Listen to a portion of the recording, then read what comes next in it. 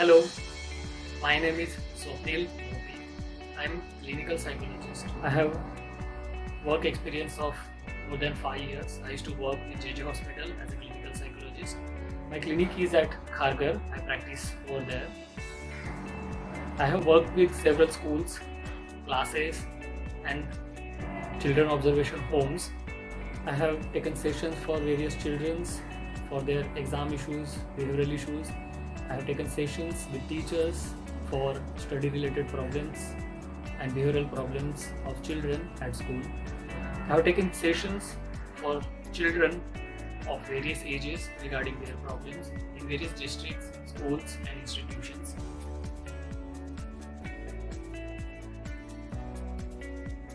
I would like to talk to you regarding the problems faced by children and parents during lockdown. Before that, I would like to mention my connection with Daffodils. Like last year, I have visited Daffodils and I had taken a nice interactive session with the parents. So today we will talk about basic problem faced in the lockdown. अभी इस lockdown में सब frustration में है, काफ़ी uncertainty है, काफ़ी सारे सवाल हैं हमारी मन में कि ये कब लॉकडाउन उठेगा, क्या होगा, किस तरीके से आगे की ज़िंदगी होगी। तो यही एक बेहतर समय है हम बच्चों के साथ कांटेक्ट बढ़ाएं और उनको तैयार करें अभी के सिचुएशन के साथ जूझने के लिए। और लॉकडाउन के बाद वाला जो सिनेरियो होगा वो काफ़ी अलग होगा पहले के कंपैरिजन में।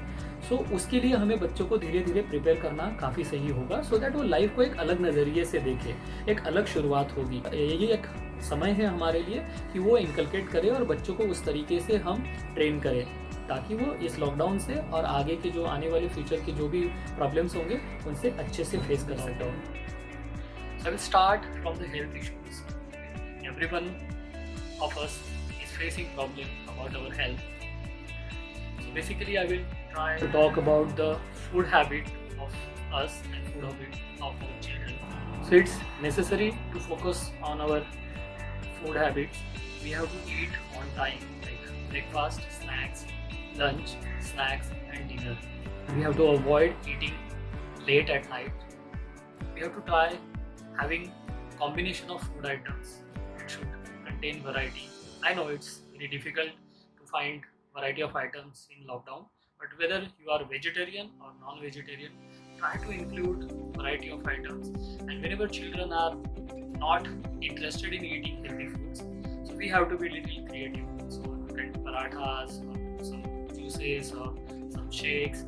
अलग अलग तरीके से हमने कोशिश करनी है कि हेल्दी चीज़ें उनके पेट के अंदर जाए। उसके लिए हम अलग अलग तरीके से कोशिश कर सकते हैं। Water intake, So we ourselves and children should have adequate water intake. So for 20 kg we have to have an intake of minimum 1 liter of water. So we have to check accordingly. Then we'll talk about sleep.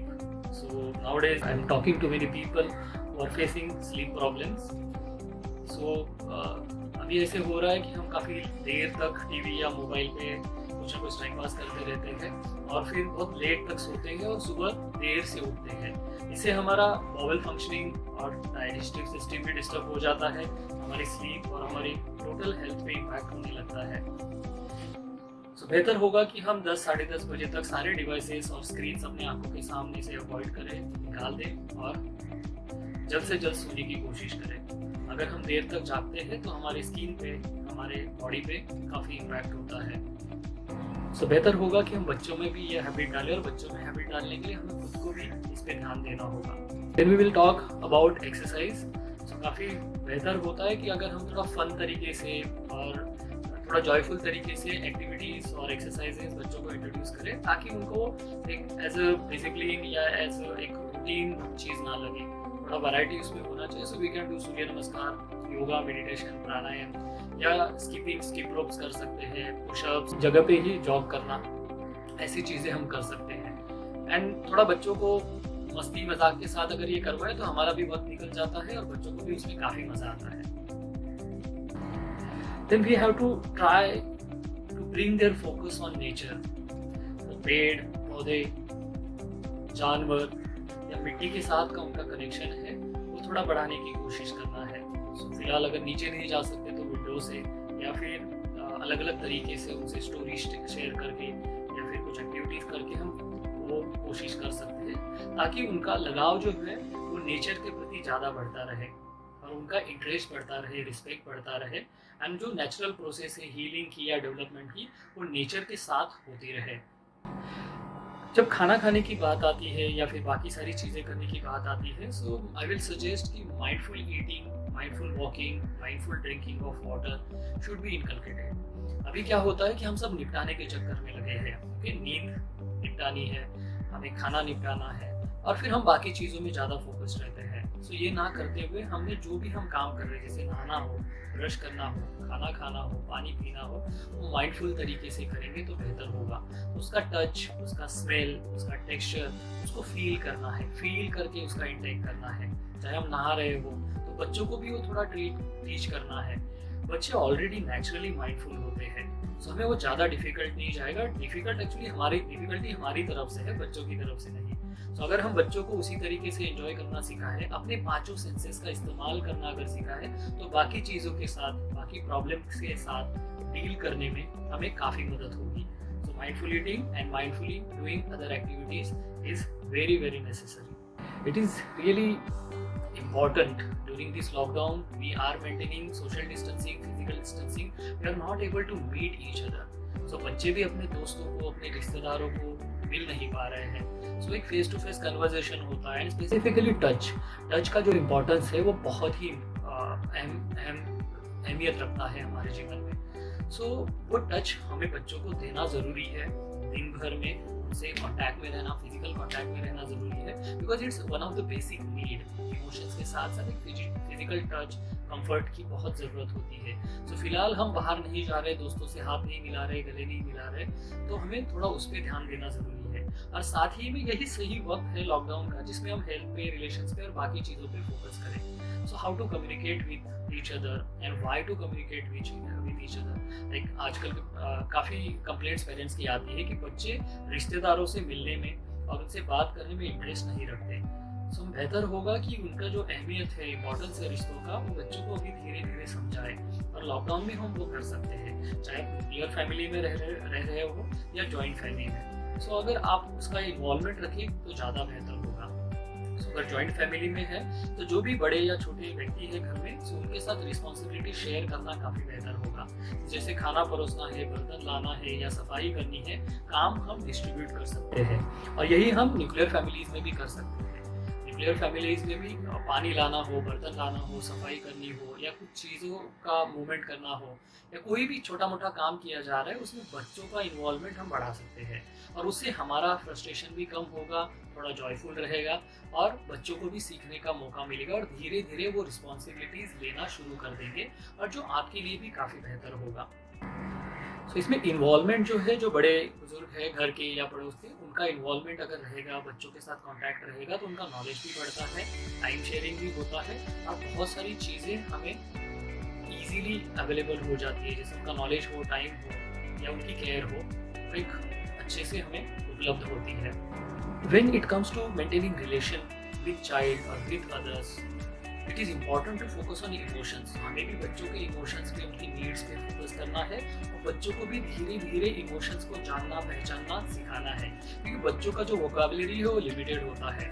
So we have to teach them, and we also have to learn how to identify and understand the emotions and the way of expression. So we can teach them and we can help them to learn how to express our emotions and how to express our needs, so that there will be no gap or there will be no contact. तो काफ़ी बार हम ये बोलते हैं कि नहीं, बच्चों को नहीं समझ पा रहे हैं, या फिर बच्चे हमें समझ नहीं पा रहे। So emotions and needs help in a major way. Try to stay connected with children. हम क्या करते हैं, उनको कुछ एंटरटेनमेंट के लिए मोबाइल हाथ में थमा देते हैं या कुछ मूवी लगा देते हैं, और हम अपने कामों में मशगूल हो जाते हैं।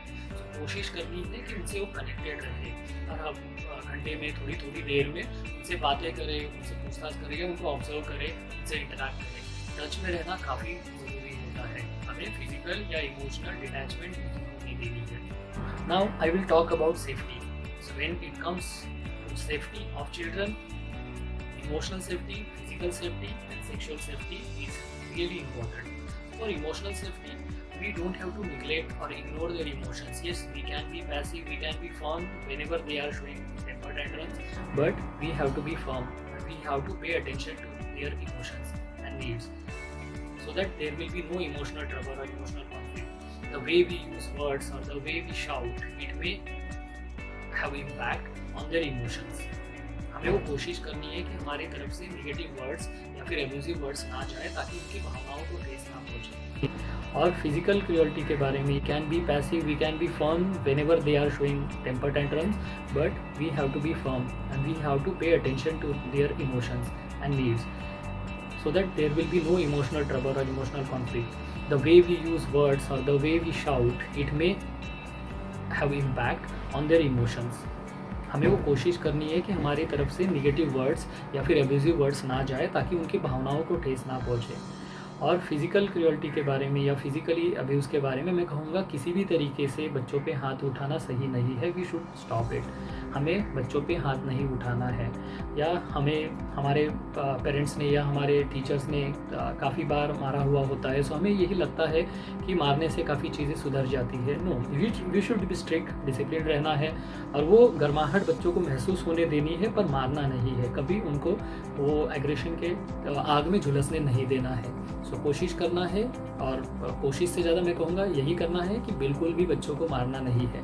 आप अगर आज बच्चों को मारोगे, बच्चे भी किसी और को मारेंगे, और वो फिजिकल वायलेंस कैरी फॉरवर्ड होता है। So it's our responsibility to stop it. अगर हमें हमारे पेरेंट्स ने, हमारे रिलेटिव्स ने या हमारे टीचर्स ने मारा है, तो वो बहुत दुख की बात है, पर हमने वो जो ट्रेडिशन है वो स्टॉप करना है। हमने मारना बंद करना होगा, और फिर ना मारे तो फिर क्या करें, तो अलग अलग तरीक़ों से बच्चों से डील करना होगा। और एज अ पेरेंट्स ये हमारी रिस्पॉन्सिबिलिटी है कि हम वो सीखें। धीरे धीरे कुछ हफ्तों में, महीनों में, सालों में हम वो सीख जाते हैं कि बिना मारे बच्चों को कंट्रोल में कैसे रखना है। देन हमारे बच्चे काफ़ी मोबाइल, लैपटॉप, टैब्स यूज़ करते हैं, तो ऑनलाइन भी उनकी सेफ्टी बरतना काफ़ी ज़रूरी है। सो ऐसे टेक्स्ट मैसेजेस, इमेजेस या मेल्स या वीडियोस जिनसे बच्चे एक्सपोज ना हो, सो अगर कोई भी ऐसे कंटेंट है, सो उनसे बच्चों को एक्सपोज ना होने दें। आपकी जो भी सेटिंग्स है उस तरीके से रखें, या फिर विदाउट इंटरनेट वाली गैजेट्स उनको दें, ताकि वो उन चीज़ों को एक्सपोज ना हो, या फिर कोई उनसे उन तरीके की डिमांड्स ना करे, चाहे वो अलग अलग गेम्स हो उनके माध्यम से, अलग अलग ऐप्स के माध्यम से। बच्चों से कोई भी ऐसे व्यक्ति कांटेक्ट में नहीं आने चाहिए जो कि उसका दुरुपयोग करे। सो उसकी भी हमें खातिरदारी बरतनी होगी। Then I will talk about education, which is one of the important things, and I really appreciate the initiative of Daffodils for quality education and focus on their overall development. So जब education की बात आती है, सो खाली पढ़ना लिखना important नहीं होता, उनके ब्रेन का, उनके हुनर का सही इस्तेमाल बहुत ज़रूरी होता है। बच्चे पढ़ना और लिखना धीरे धीरे सीख जाते हैं। बच्चों के पढ़ने के, सीखने के जो तरीके हैं उस पर हमें ज़्यादा ध्यान देना ज़रूरी होता है। सो कुछ बच्चे होते हैं जो खाली सुन के सीख लेते हैं, कुछ बच्चों को सुनने के साथ साथ देखना भी ज़रूरी होता है, और फिर कुछ बच्चे होते हैं जो सुनने देखने के अलावा एक्सपीरियंस करके ही ज़्यादा सीखते हैं। सो इन तीन तरीकों को हमें ज़्यादा फोकस करना है। हमारे बच्चे के सीखने के तरीके अलग हो सकते हैं, और हमें वो देखना होगा। अगर बच्चा अलग तरीके से सीखने का हुनर रखता है, और हम अगर किसी और तरीके से उसको सिखाने की कोशिश करें, तो फिर वो सक्सेस नहीं होगा। बच्चा भी फ्रस्ट्रेट हो जाएगा और हम भी फ्रस्ट्रेट होते रहेंगे। सो बेहतर है कि हम उनके तरीके से, उनका जो लर्निंग का मेथड है उससे कोशिश करें, और ज़्यादा से ज़्यादा कोशिश करना है बच्चों को फन तरीके से, एक्टिविटी बेस्ड लर्निंग ज़रूरी होती है। हम उसको सिर्फ ओरली या सिर्फ विजुअली नहीं पढ़ा सकते, थोड़ा एक्टिविटीज़ के साथ इन्वॉल्व करना ज़रूरी होता है। इससे वक्त भी निकल जाता है और एक अच्छी लर्निंग भी होती है। और हमेशा याद रखना, खाली एग्ज़ाम देना, एग्ज़ाम क्लियर करना, अच्छे मार्क्स लाना इज़ नॉट एजुकेशन, जो आप सबको भी पता है। सो बेहतर है कि बच्चे उसको एंजॉय करें, सीखें और उसका इस्तेमाल करें। अच्छे मार्क्स ना भी आए तो भी चलेंगे, उसका अगर इस्तेमाल सही तरीके से बच्चे कर रहे हैं तो वो आपका और टीचर्स का सही सक्सेस है। सो पढ़ाई की जो एक प्रोसेस है उसमें वो सीखना और एंजॉय करना ज़्यादा इंपॉर्टेंट है, ना कि वो एग्ज़ाम्स क्रैक करना या फिर एग्ज़ाम्स में अचीव करना। सो उस पर ज़्यादा हमें ध्यान देना होगा। वही उम्मीद मैं आपसे रखूँगा कि बच्चों को पढ़ाई के प्रति हेट नहीं क्रिएट होना चाहिए, और ना कि पेरेंट्स के प्रति हेट क्रिएट होना चाहिए, क्योंकि पढ़ाई कर बोलते बोलते हमारे रिश्ते भी इतने डिस्टर्ब हो जाते हैं कि बच्चे पढ़ाई के साथ साथ पेरेंट्स को भी हेट करने लग जाते हैं।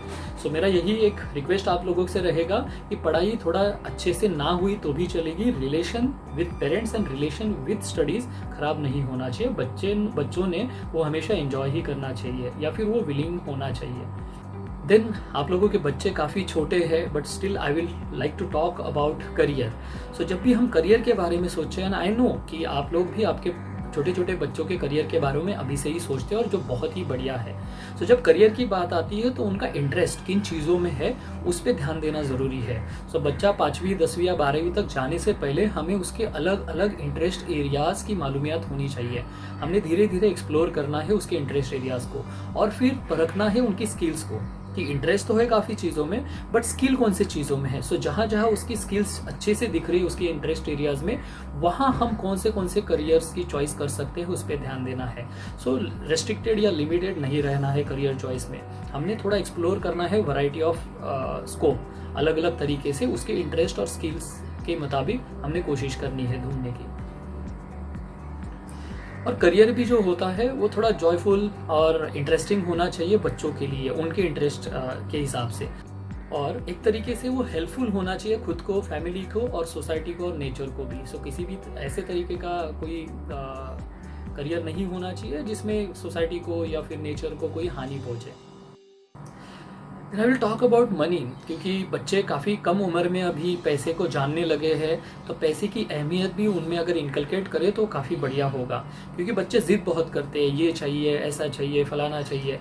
तो वो जब ज़िद करते हैं तो उसके साथ कैसे डील करना है वो भी मैं बताऊंगा। लेकिन ये बहुत ही इंपॉर्टेंट है कि बच्चों के मन में पैसे का जो एक इम्पॉर्टेंस है कि it is one of the important thing in our life, but not the only important thing. तो करियर के वक्त भी या एजुकेशन के वक्त भी पैसे के पीछे ना भागते हुए उसको कैसे यूटिलाइज करना है, कैसे सेव करना है, ये सिखाना बहुत ही ज़रूरी होगा। तो इस लॉकडाउन में भी आप एक शेयर्ड रिस्पॉन्सिबिलिटी कैरी आउट कर सकते हो, चाहे न्यूक्लियर फैमिली हो या फिर जॉइंट फैमिली हो, कि सबके रिस्पॉन्सिबिलिटीज़ या सबके नीड्स के अनुसार हम कैसे पैसे की बचत करें या पैसे कैसे यूटिलाइज करें। और अभी से ही बच्चों को धीरे धीरे पैसों की सेविंग और उसका यूटिलाइजेशन किस तरीके से किया जाए, इसकी ट्रेनिंग हम धीरे धीरे दे सकते हैं, और वो काफ़ी बेहतर होगा फ्यूचर के लिए। फिर हमें आगे बाकी सारे प्रॉब्लम फेस नहीं करने होंगे।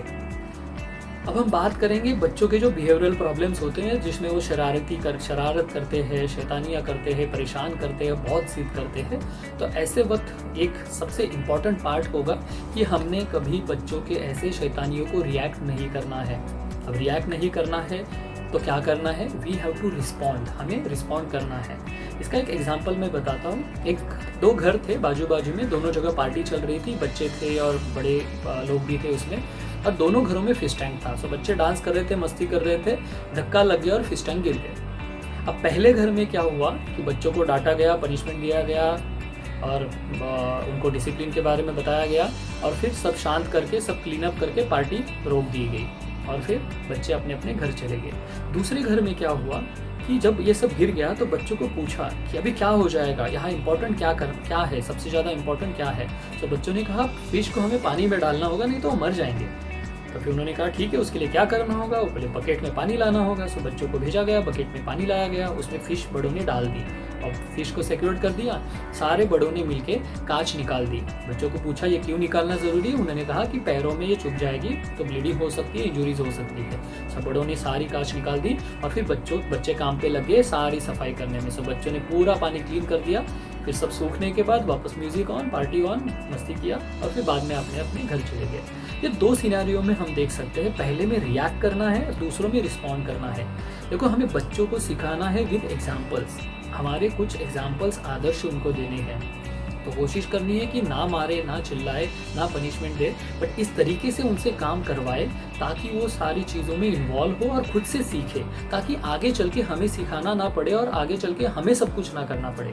तो काफ़ी बार होता है कि हम ही बच्चों को सब हाथ में थमा देते हैं, स्पून फीडिंग करते हर चीज़ में।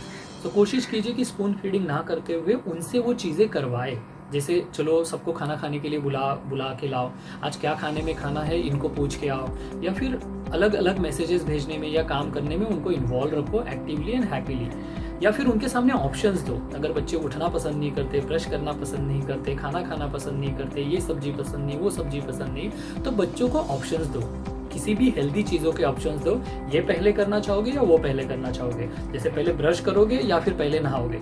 ओके, आई होप हर जगह पे पहले ब्रश किया जाता है, बट अगर वो मना करता है तो फिर पहले नहाने दो, फिर ब्रश करने दो। या फिर आप मेथी की सब्जी खाओगे या पालक की खाओगे, दोनों में से एक तो खानी ही होगी। सो लेट देम चूज, और थोड़ा खाने के मामले में भी क्रिएटिव होना, अलग अलग चीज़ों को इन्वॉल्व करना ज़रूरी है। So we have to give options, एक तो इन्वॉल्व रखना है उनको और फिर दूसरे उनको अलग अलग ऑप्शंस देने हैं so that they can choose. थोड़ा वो एक सेंस ऑफ अचीवमेंट या फिर सेंस ऑफ रिस्पॉन्सिबिलिटी आ जाता है उनमें कि हाँ चलो मुझे कुछ चूज करने का भी मौका मिला है। देन जब भी बच्चे कुछ शैतानी करते हैं या बार बार मस्ती करते हैं तो याद रखना कि कुछ बच्चों का फ्रस्ट्रेशन टॉलरेंस जो है वो लो होता है और कुछ बच्चों का फ्रस्ट्रेशन टॉलरेंस हाई होता है। सो हमें उनको कंपेयर नहीं करना है कि वो देखो कैसा चुपचाप सब बैठ के कर लेता है, तुम क्यों नहीं कर पाते, क्योंकि इनका ब्रेन ऐसे बना हुआ है। सो इसलिए वो एक तरीके से काम नहीं कर सकते। So we have to understand difference of frustration tolerance and difference of perception.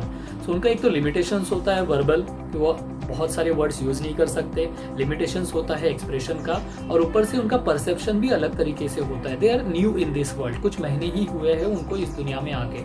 सो वो अच्छे तरीके से समझ नहीं सकते, अच्छे तरीके से हमें समझा भी नहीं सकते। सो हमें ही उनको समझना होगा और थोड़ा वक्त देना होगा and we have to help them how to express. So धीरे धीरे वो कम्युनिकेशन बढ़ा के हम एक्सप्रेशन उनको सिखा सकते हैं ताकि उनको जब बहुत ज़्यादा गुस्सा आए दे कैन ओरली और एक्सप्रेसिवली मेंशन इट और पुट इट फॉरवर्ड कि हमें ये इस तरीके से तकलीफ हो रही है। उसके लिए अलग अलग टेक्निक्स हम यूज़ कर सकते हैं। अगर बच्चे जिद भी करते हैं कुछ चीज़ों में, बहुत रिलक्टेंट है, चाहिए ही चाहिए या इसी तरीके से होना चाहिए या फिर टीवी ही देखना है, ऐसे ही करना है, तो थोड़ा स्किलफुली हम उनको डिस्ट्रैक्ट भी कर सकते हैं। और अगर हमें कोई हैबिट ब्रेक करनी है, अगर इस तरीके की जिसमें वो रिलक्टेंट है, बहुत डिमांडिंग है, तो ऐसी हैबिट्स को ब्रेक करने के लिए थोड़ा वक्त लगता है और हमें उसमें फर्म रहना ज़रूरी है, कांस्टेंट रहना ज़रूरी है। तो चाहे मोबाइल का आदत हो या फिर गेमिंग का आदत हो, तो उसके सब्स्टिट्यूट में हमें उस तरीके का या उससे भी बेहतर या थोड़ा सा उस जैसा कोई भी प्लेजरेबल एक्ट हमें उसमें इंट्रोड्यूस करना होगा,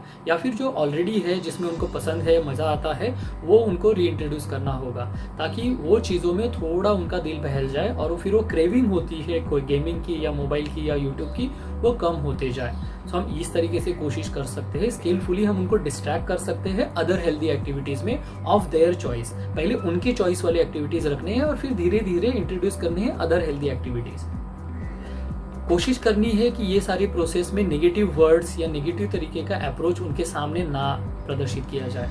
अगर हम नेगेटिव वर्ड्स या नेगेटिव तरीके का अप्रोच एक्सप्रेस करते हैं, दे विल कैरी इट और उसी तरीके से फॉलो करेंगे, और जो हमारे लिए और बाकी लोगों के लिए भी बहुत ही हानिकारक होगा।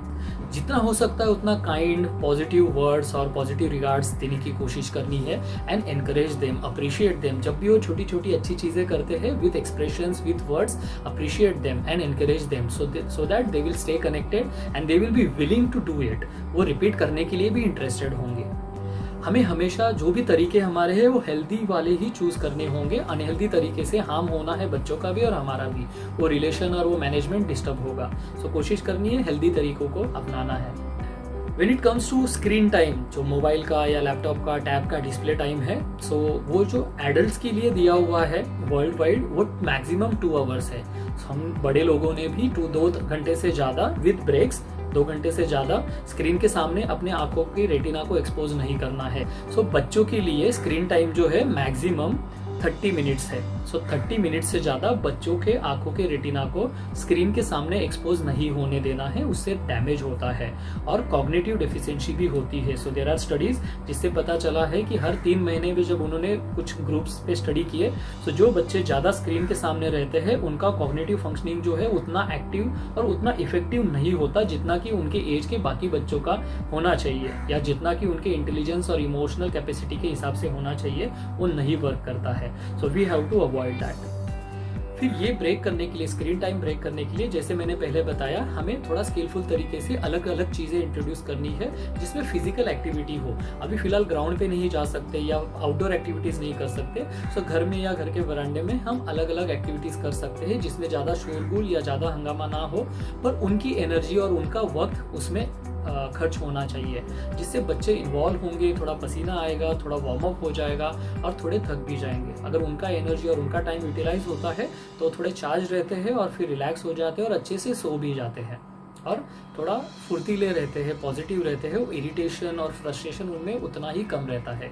और साथ ही में अगर हम भी उसमें ज्वाइन करेंगे एक्सरसाइज और एक्टिविटीज़ में, तो हम भी उतने ही फुर्तीले रहेंगे, एक्टिव रहेंगे और हम में भी जो लो फील है, फ्रस्ट्रेशन है, इरिटेशन है, उतना ही कम आएगा।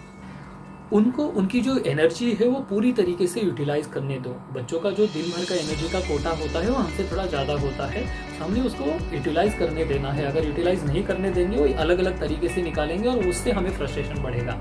तो बेहतरीन होगा कि हम अलग अलग चीज़ें उनको करने दें, ट्रायल एंड एरर करने दें और उनको सीखने दें और उनका एनर्जी उसमें खर्च होने दें। अदर एक्टिविटीज़ जो है उसमें हम art, craft, drawing, sketching, painting, colouring, singing, अलग अलग तरीक़ों का इस्तेमाल कर सकते हैं। और या जो भी घर में उपलब्ध है बेस्ट फ्रॉम वेस्ट, उस तरीके की हम चीज़ें कर सकते हैं। उन चीज़ों का इस्तेमाल करके हम बच्चों को इन्वॉल्व रख सकते हैं। सो एट द एंड मैं यही कहूँगा कि ये जो लॉकडाउन का जो फेज़ है इसमें हम बच्चों से कनेक्टेड रहे, बच्चों के साथ इन्वॉल्व रहे, ताकि बच्चों के प्रति हमारी जो भावनाएं हैं और बच्चों की हमारे प्रति भावनाएं हैं वो उतनी स्ट्रांग होते जाए, कनेक्शन स्ट्रांग होते जाए, उनकी पॉजिटिविटी बढ़ते जाए और लॉकडाउन का फेज़ और उसके आगे की जो ज़िंदगी है उसको हम और वो बहुत पॉजिटिवली फेस करें, एक्टिवली फेस करें। Thank you.